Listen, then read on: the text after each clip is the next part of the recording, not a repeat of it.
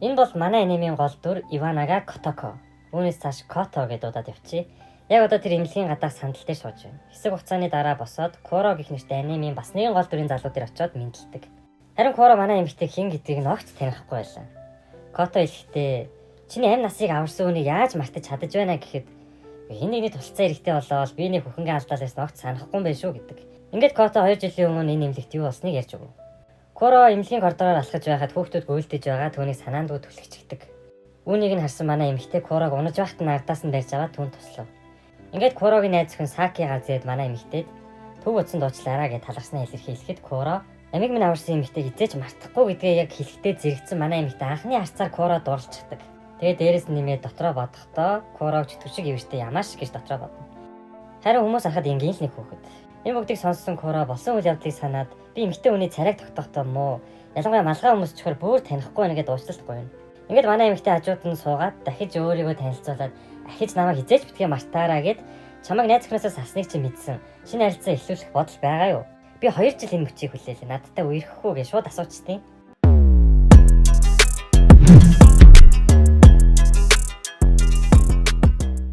Тэгэд яагаас салсныг нь асуухад X-тэйгээ Токио руу аяллаар яваад нэгэн орой голын хажуугаар алхаж байж. Тэгсэн гинэт мангас гарч ирсэн чинь манай залуу найз өхнөө хаяад цугтаачихсан юм байна л та.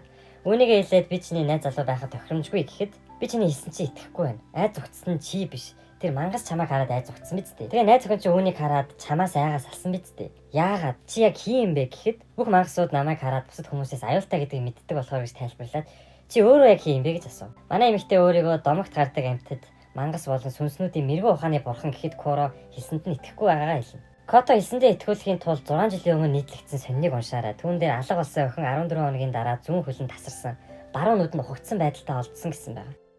Ингээд Кото автобусанд суугаад явж байтал нэгэн мангас гарч ирээд номын сандтыг чөтгөр нуугдаад байна. Би тийч орж чадахгүй байна. Та надад туслаач гэхэд маргааш учрыг нь олж өгье. Уг нь Коро хамт байсан бол илүү хурдан л байх байсан байх гэв. Маргааш нь Коро 6 жилийн өмнө охинд юу тохиолдсныг сонингоос уншдаг. Ингээд манай хоёр үүдэнд таахад манай эмэгтэй судалгаагаа хийж дууссан уу?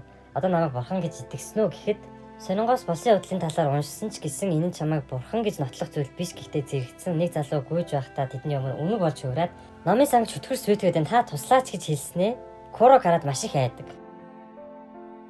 Коро битэд эднийг айлгаад байл та. Гэтэ би яаж хүчтэй. Манай залуу нүдэн дээр нэгэн хүн үнэг болоод хөвчихсөн болохоор түүний ярьсан зүйлд одоо итгэж байгаагаа хэлнэ. Ингээд тэр хоёр номын санд ирээд Кото чөтгөртөө ярилцах гэхэд огт тоохгүйгээр түүн рүү дайрахаар оролдоно. Манай залууг хараад ямар ч өөрчлөлт байсангүй. Ингээд тэр хоёр чөтгөрөөс зугцаар хэсэг уйлдаж байгаад Коро гинэт эргэж хараад чөтгөрийн өөдөөс гараа сунгаад тасдуулаад бүтэн 100 гараа идүүлчихдэг. Тэгсэн Коро хөшгөө мөнхөөс гадна түүний бие тэр дорой ахин сэргээд харин Корогийн гарыг идсэн чөтгөр тэр дорой хордож өгдөг. Үүнийг хараад Кото бүр шоконд ороод үнэхээр чи яг хий юм бэ гэд үнэнгээ хэлхийг шаардахад чи өөрийнхөө домогт амьтдаас намайг хэн гэдгийг асууж болно. Би баг байхдаа 2 төрлийн чөтгөрийн мах идчихсэн. Энэ нь надад хөшгөө мөнхийн хүчийг өгсөн гэв. Маргааш нь Коро хамаатны ирэхээр имлэг явахад Кототой таарна. Ингээд тэр хоёр өчигдөр болсон явдлын талаар ярилцж байгаад Кото гарын зүгээр үү гэж асуухад зүгээрээ миний идсэн 2 төрлийн махны нэг нь 7 настайдаа идсэн. Лусын дагны мах байсан. Энэ миний хурдан нөхөн төлжих чадварын шалтгаан. Гэхэд Кото лусын дагны махыг идвэл бас мөнхийн залуу насыг авдаг. Гэтэ чи 7 настай харагдахгүй байна гэхэд энэ миний идсэн нөгөө мах үнд нөлөөлж байгаа. Нөгөө мах нь юуны мах байсныг Кото асуухад үнд нь огт хариулдаггүй. Ингээд Кото залуугаас орой хамт явж домогт амтан болох авраа могоодор очих хэрэгтэй байгаа хэлэхэд өөр хийх ажилтай байна гэд хамт явахыг зөвшөөрдөггүй. Ингээд Кото ганцаараа авраа могоодоо ярилцахаар очдог. Могоо хэлэхдээ хүмүүс намайг мартаж байх шиг байна. Учир нь маш олон жил би хүмүүсээс залбирал огт хүлээж авсангүй. Намайг хүмүүс лусын хаан гэж үзгээ болсон гэдгээ хэлнэ. Кото гинэт ууралсныг авраа могоо анзаараад шалтгааныг нь асуухад уурлаж буй шалтгаан нь Коро түүнтэй хамт яваагүйд гомдож байна. Ингээд Кото уушлал гуйгаад миний ямар тусламж хэрэгтэйг асуухад хэд хоногийн өмнө нэгэн эмэгтэй хин нэгний цогцыг нууранд хайсан. Тэр эмэгтэйг Таньо Аои гэдэг. Нууранд хайсан цогцол Яшахара Хиро байсныг тогтоосон. Энэ нь Таньогийн экс найз залуугийнхан захирал. Таньо баривчлагдаж цогцыг нуурлуу шидсэн гэж мэдүүлэг өгсөн. Учир нь домогт авраг могоо хүн идэх дуртай гэж сонсон болохоор үргэлж болгон өгсөн гэсэн. Гэтэ энэ миний бодлоор үнэндээ худлаа. Яагаад гэвэл би түүнийг харж байсан. Тэр цогцоо нуурлуу хийгээд хин нэгэн чамайг олоосоо гэж найдаж байна гэж хэлсэн. Мөн түүний биеинд хөндрүүлж живүүлэхээр зүйл огт холбоогүй гэдгийг хэлээд тэгэхээр тэр үнэхээр хин нэгэн түүнийг олохыг хүссэн. Ийм болохоор мэрэгэн ухааны бурхнаас тусламж гуйж тайлбар сонсох хүсэж байгаа юм гэв. Ингээд манай эмэгтэй могоод яагаад ийм зүйл болсон талаар хэд хэдэн тайлбар өгдөг. Эхний тайлбар нь могоод хангалттай сэтгэл харамжтай биш байсан учраас тэр ахаад яагаад эмэгтэй ийм үйлдэл хийсэн талаар тайлбар өгөв. Энэ бүх зүйл өөр эмэгтэйтэй хамт нас барсан байдалтай олдсон түүний экс найз залуу Мачи Йошиказугаас эхэлсэн. Хамт байсан эмэгтэй нь түүний ажлын газрын хүн. Тэр ажиллаа хийж байгаад их хэмжээний мөнгө угаагаад үүнийг нь босс нь ямар нэгэн байдлаар олж мэднэ. Мөнгө нуух газар байхгүй гэдгээ ойлгоод тэр болон түүний ажлын газрын хоёр хүн л энэ бүх зүйлийг мэдэж байсан болохоор хоёулаа зөвшөөрөөд хамтдаа Ваананд өгсөн. Та нь юу найз залуугаа бодохдоо түүнээс урвсан хүний хүүхдийг тээж байна гэж утсан. Хэсэг хугацааны дараа түүний хүүхэд нь золбов. Ингээд тэр амьдарч чадаагүй золбсон хүүхдээ нуур руу хаяад амьдралаа өөрчлүүлэн хотын захад ганцаараа амьдрах болсон. Олон жилийн дараа эксийнхэн захирал түүний гэрт ирээд өөрийгөө мөнгө угаасан гэж үнэнээ хэлээд түүний нөхөр олон ажлын газрын эмэгтэй л энэ бүх зүйлийг мэдэж байсан. Бас олон нийтэд зарлана гэж айлгаж байсан учраас тэр хоёрыг хоёуланг нь алснаа хэлэхэд Танио түүнээс өшөөгөө авч алаад нуурын цогцсыг нь хайсан. Цагдаа нар шалгаж үзээд амьгүй хүүхэд болсон. Чамайг хэн нэгэн олоосоо гэсний шалтгаан нь хүүхэд байсан. Гэт юу тохиолдсныг тайлбарлаж байгаад модон донд анханасаа бүгдийг нь нуугдаад сонсож байсан Кураг олж харна. Ингээд тэр хоёр буцаж байхдаа Кото Кураа тандан авраг могоод хэлсэн бүх зүйл худал гэдэг. Учир нь Таниог шоронд байхад тэр нэг сүнсээ явуулж бүх хүнийг сонсон юм байна л та. Үнэн гэвэл тэр эмэгтэй үнэхээр цогцыг могоод өргөл болгон өгсөн байлаа. Ингээд 2 жилийн дараа Корогийн экс найз охин болох Сакиг агадаа харж байна. Тэр цагдаагийн офицер болсон байлаа. Саки болон түүний цагдаагийн хамтрагч машин барьж байгаад нуурлаа осолдсон хүний эрийг шалгаж байдаг. Осолд орсон залуу ослын дараа Саки дэлгэхдээ эмэгтэй хүний сүнс хааж ирээд миний анхаарлыг сарниулаад осолд орсон гэж сүнсийг дүрслэхдээ маш том хоёр хөхтэй нүүргүй эмэгтэй байсан. Ингээд Саки үүнийг тайландаа тэмдэглэхдээ зам дээр гүлэг гарч ирсэн нь ослын шалтгаан гэд биччихв. Эрэгтэй хамтрагч нь үүнийг нь хараад маргалтаа зөв тайлбар бичих хэрэгтэйг сануулхад хэрвээ сүнс гарч ирсэн гэж биччихвэл энэ улмал ойлгомжгүй утгагүй болох болно. Хүмүүсийн яриагаар ган эмэгтэй гэдэг сүнсийн хийсэн хэрэг гэхэд ган эмэгтэйтэй холбоотой хэд хэдэн ойролцоо яриг сонсож байсан. Гэтэ үнэхээр сүнс байдаг гэдэгт одоо хүртэл итгэхгүй байгаагаа хэлдэг. Ингээд Саки хамтрагчаа явахаас өмнө би бол сүнсэнд итгэдэг. Залуугийн ярьж буй зүйлч үнэн байх. Сүнсэд үнэхээр оршдог байдаг. Манай экс найз залуу Куро хүн төрхтөө мангас байсан. Энэ нь миний түүнээс салсан шалтгаан. Ингээд Саки хэргийн газар дээр очиж шалгалт хийхээр яваад очиход манай Кототой таардаг. Тэгсэн өөдөөс нь хөл алдаад унаж байдаг шүү. Яасан гэсэн ган эмэгтэйтэй уулзаж байж. Энэ үед Саки бүхэл амьдралынхаа турш мангас чөтгөрөөс цугтсан. Курогоос хүртэл салсан. Одоо хангалттай гэд түүнийг буулгаж авахар дайрдаг. Тэгээд гүйж очоод цохилтоос нь бултаад түүний бие рүү цохиход гар нь нэвт гараад явчихв. Энэ үед ган эмэгтэй гарт байгаа ган төмрөөрөө Сакиг унтлан цохиход Кото гарч ирээд сүнсийг мөргөж унгаагаад Саки тусалдаг. Ингээд ган эмэгтэй салхи болон замхаад зүхтаад алга болчихдог. Ингээд Саки Котогоос миний цохиж чадахгүй байсан сүнсийг яаж чи цогчих уу гэж асуухад би бусад хүмүүс шиг биш. Тэднээс өөр гэж тайлбарладаг. Ингээд Кото Сакид энэ босон үйл явдлуудыг мартаарай. Хинт ч битгий хэлээрэй. Цагдаа дуудах ч хэрэггүй гэж хэлэхэд Саки өөрийн үнэмлэхээ үзүүлээд өөрөө цагдаагийн офицер гэдгээ хэлээд түүнийг авч явж мэдүүлэг авахаар мөн түүний бичлэг хэмтлийг эмчилгээр явахаар болно. Ингээд Кото үнэмлэхнийх нь нэрийг нь хараад Курогийн экс найз охин гэдгийг нь таниад шок. Тэгээд тэр хэрвээ Саки гэж мэдсэн бол би түүнийг аврахгүй ган эмэгтэйд алуулчих байсан юм гэж харамсахад үүнийг нь сонсон Саки дагдрын зөөлөн цохиод түүнийг аваад явна.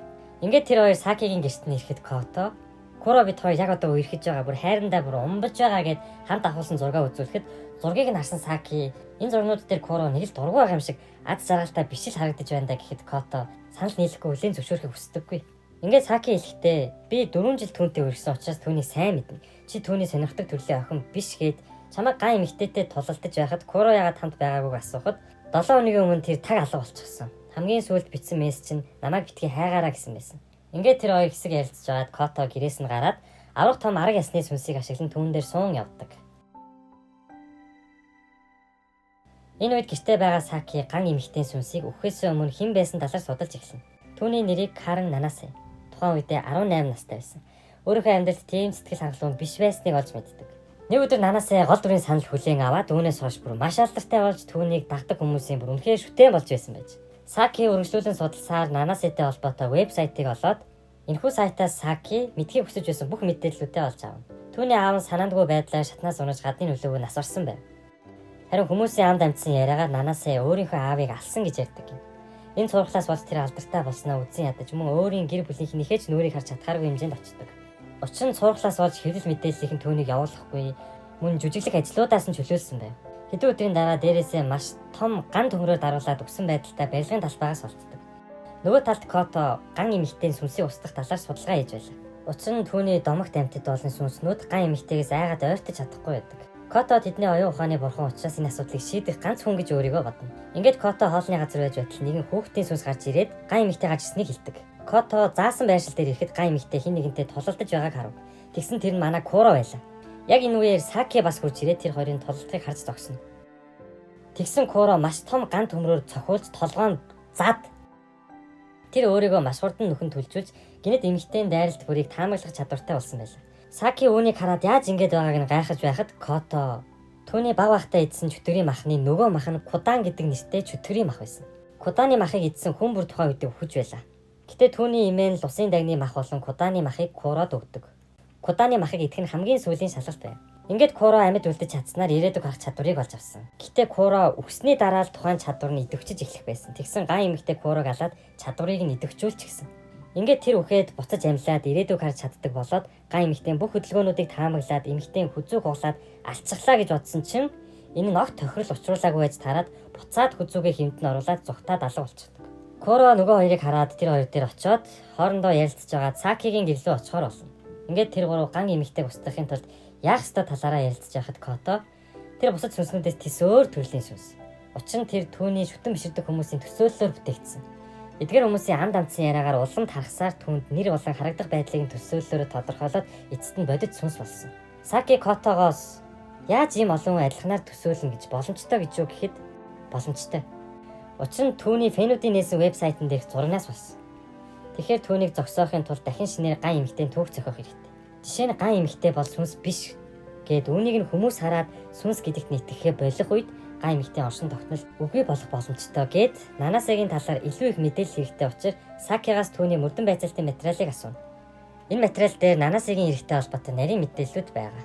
Ингээд тэд хэр болсон барилгын талбаар очиод тэнд насварсан өөр нэг сүнсний тусламжтайгаар Нанасаа яг яаж өгсөн эсхийг лавлахад үнэхээр түн дээр барилгын төмөр унаж насварсан. Гэхдээ төмрөөс огт болтохыг оролдоогүй. Яг л өөрөө өгөхийг хүсэж байсан мэтгэв. Ингээд тэд бүгд санал нийлээд хуучин түүхийг шинээр соль зохиох хэрэгтэй гэцгээв. Эцэст нь ган эмэгтэйг зогсоох шинэ түүхийг амжилттай зохиодог. Ингээд Корогийн ирээдүг харах хүчийг ашиглан ирээдүйд очиход ган эмэгтэй оршин тогтнохоо болсон байлаа. Одоо цагийн оройн Сакигийн цагдаагийн хамтрагч ган эмэгтэйн хохирогч болдог. Ган эмэгтэйн сүнс хүн алсан мэдээ хурдан тагснаар тэдний төлөвлөгөө эргэж магадлал буурж байлаа. Ингээд тэд ган эмэгтэйн хохирогч улам олон болохоос өмнө хурдан дарж авах хэрэгтэйг ярилцсан. Хэдэн цагийн дараа Кото ган эмэгтэйг буулгаж авах дөрвөн шийдэл байгааг хэлдэг. Ингээд тэр ядарсандаа унтаад өг. Энэ үеэр Саки болон Коро хоёр хоол авчрахаар хамтдаа явж байх үед тэр эмэгтэй чиний сонирхдаг эмэгтэй биш байхад яагаад түүнтэй үртгийг асуугаад би бас чамааг эмнэлэгт байгаа хамаатан болох Рикад 3 жилийн турш хайртай байсан гэдгийг чи мэднэ гэдэг. Ингээд яагаад Коро эмнэлэгт үе үе очдог шалтгаан нь ил боллоо. Хэдхэн жилийн өмнө тэр хоёр түүний үеэл дээр уулзахаар очиход Саки түүнийг хараад Корогоос айгаад түүнээс салсан шиг тийм аимшигтай мэдрэмж авдаг. Энийг нь Коро тайлбарлахдаа тэр өвчтөө байсан ч өгөхгүй. Учир нь надтай адилхан хүчтэй. Яг л надтай адилхан хоёр төрлийн чөтгөрийн мах идсэн гэдэг. Одоо цагт манай Кото нойрноосоо сэрээд машинд Сакитай сууж байтал Саки түүнээс Рикаг Коротой адилхан хүчтэйг мэдэх үү гэж асуухад анханасаа мэддэг байсан гэдгээ хэлдэг. Рика эмнэлгээс гарах үед Кототой 14 хоногийн хугацаанд хамт байж л дээ. Тэр хоёр эхэндээ хоорондоо таарахгүй байсан сүүлдээ сайн найзууд болж хувирсан. Хамт байх үедээ Рика байнга компьютер дээр суудаг. Мөн уран зураг зурх дуртай байсан. Нэг өдөр тэр гинэд хаашаа ч юм явчихсан. Тухайн үедээ Котогийн мэдээгүй зүйл гэвэл Рика ган эмэгтэйгийн вебсайтыг нээсэн хүн, мөн түүний зургийг зурж бүтээсэн хүн. Кото Рикаг энэ бүхний ард байгааг эзэж төсөөлөөгүй байсан. Харин нөгөө талд Коро маань энэ бүхний ард хэн байгааг, хэн ган эмэгтэйг бүтээснийг мэдж байлаа. Хэд хоног алга болоод намайг битгий хайгаараа гэж мессеж бичиж үлдээсний шалтгаан нь Рикаг хайж байсан байж. Рикаг устгах хэцүү байсан учраас ирээдүг арахын тулд хүч чадлаа ашиглаж үргэлж ган эмэгтэйд итгэдэг хүмүүсийг хайсаар ирсэн. Ингээд тэр сүнсийг амьдруулахын тулд энэ үйлдэлээ маш олон удаа давтаж хийснээр эцэст нь сүнс амилсан. Яг энэ үед гаднаас муурны сүнс орж ирээд ган эмэгтэйг хаана байгааг мэдсэн тухай хэлэхэд Кото энэ шүн бол түүнийг үгүй их сүүлийн шүн. Ингээд замаараа Корог аваад Саки болон Кото хоёр хуурамч зохиомжтой түүхийг интернетээр цацаж хүмүүсийг ган эмэгтэйд итгэх итгэлийг нь зогсоохоор оролдож байв.